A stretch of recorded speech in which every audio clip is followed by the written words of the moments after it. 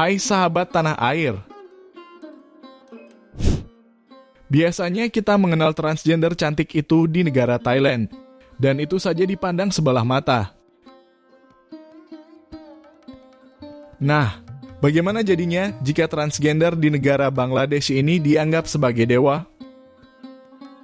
Mereka adalah kelompok orang yang dalam keyakinan Hindu disebut hijrah, terutama di anak benua India.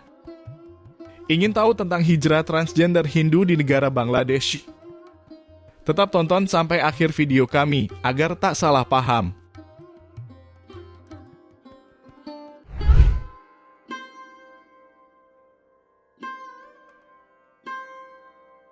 Dalam masyarakat Hindu, orang-orang dengan ekspresi gender non-biner telah memainkan peran penting selama lebih dari 2000 tahun.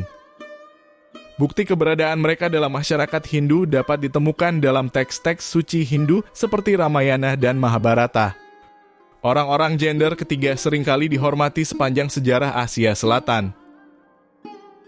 Hijrah secara resmi diakui sebagai jenis kelamin ketiga di seluruh negara di anak benua India.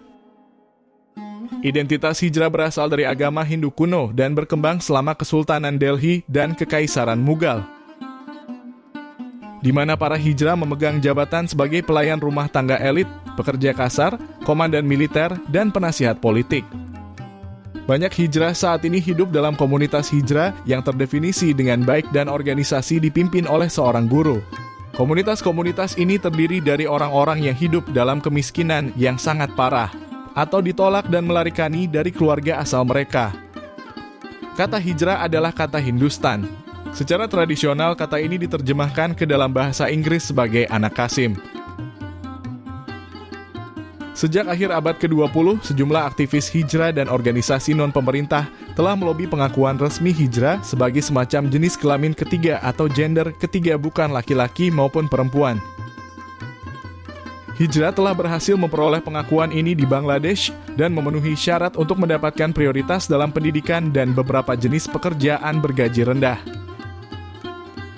Di India, Mahkamah Agung pada bulan April 2014 mengakui hijrah orang transgender dalam hukum. Nepal, Pakistan, India, dan Bangladesh semua telah secara hukum menerima keberadaan jenis kelamin ketiga. Dengan India, Pakistan, dan Nepal menyertakan opsi bagi mereka pada paspor dan dokumen resmi tertentu. Berikut adalah jawaban seorang hijrah yang bernama Laksmi dalam suatu sesi wawancara. Dia seorang pria, kenapa dia berpakaian seperti wanita? Tanya si reporter. Laksmi menjawab, sebenarnya hidup ini terlalu sulit, aku bahkan tidak bisa menjelaskannya dengan kata-kata. Dunia ini memandang kita dengan kebencian. Aku adalah pendeta tinggi dari jamaah transgender pertama dari basis keagamaan, sebuah biara seni dan agama Veda Matahari, yang Anda sebut sangat terkenal dengan agama Hindu. Dan kita memutuskan pada tahun 2015 untuk merebut kembali yang hilang kedudukannya dalam agama. Karena agama mempunyai peranan yang sangat penting masyarakat manapun. Dalam agama kami dianggap sebagai manusia setengah dewa. Orang yang tinggal dalam komunitasnya sendiri untuk mencari jati dirinya dikenal sebagai hijrah. Tetapi di India dikenal sebagai perawat raja. Kita melihatnya komunitas transgender community tertua di dunia. Begitu ungkapnya. Sementara di satu sisi, masih banyak orang yang menganggap mereka hina, memperkusi mereka di depan umum. Penolakan mereka masih terasa di tengah masyarakat Hindustan. Para hijrah ini terkadang meminta-minta pada masyarakat untuk bertahan hidup, karena memang mereka tak mampu mendapatkan pekerjaan yang layak. Tak jarang dari mereka terjerumus dalam dunia prostitusi untuk memperoleh penghasilan yang lebih. Sementara masih banyak di antara mereka yang sadar dan ingin menjadi manusia seutuhnya yang beribadah kepada Tuhannya.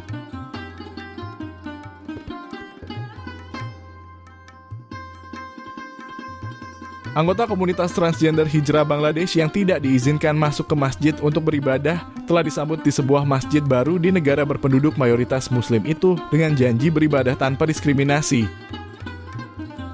Bangunan sederhana itu dengan dinding dan atap seng adalah pusat komunitas baru bagi kaum minoritas yang telah menikmati pengakuan hukum dan politik yang lebih besar dalam beberapa tahun terakhir. Tetapi masih menderita prasangka yang mengakar di masyarakat. Masjid di dekat Minengsing di utara Ibu Kota Dhaka di tepi sungai Brahmaputra dibangun di atas tanah yang disumbangkan oleh pemerintah setelah komunitas ini ditolak beribadah di masjid kampung. Kami tidak pernah bermimpi bisa sholat di masjid lagi seumur hidup saya, kata Sonia, 42 tahun yang sejak kecil gemar membaca Al-Quran dan belajar di sebuah pesantren Islam. Namun ketika menjadi seorang hijrah, dia dilarang sholat di masjid. Orang-orang akan berkata kepada kami, mengapa kalian orang-orang hijrah ke masjid? Kalian seharusnya sholat di rumah. Itu menyakitkan bagi kami, jadi kami tidak pergi, tambahnya. Sekarang ini masjid kami, sekarang tidak ada yang bisa menolak.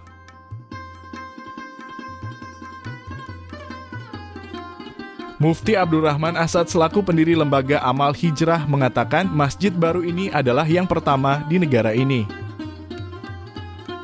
Puluhan hijrah setempat menyumbangkan waktu dan uang untuk membangun masjid ini.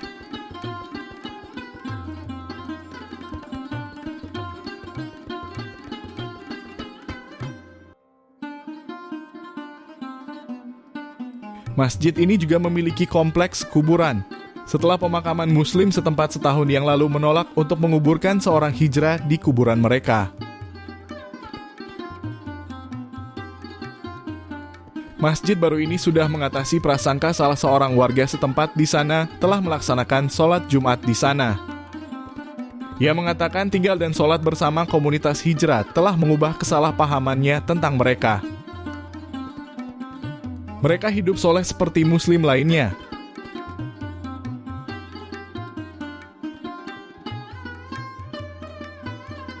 Imam Masjid Abdul Muthalib mengatakan penganiayaan terhadap komunitas hijrah bertentangan dengan ajaran agamanya. Mereka seperti orang-orang lain yang diciptakan Allah, katanya. Kita semua adalah manusia, mungkin sebagian laki-laki, sebagian perempuan, tapi semuanya manusia. Allah menurunkan Al-Quran yang suci untuk semua orang. Jadi setiap orang memiliki hak berdoa, tidak ada yang bisa menolak.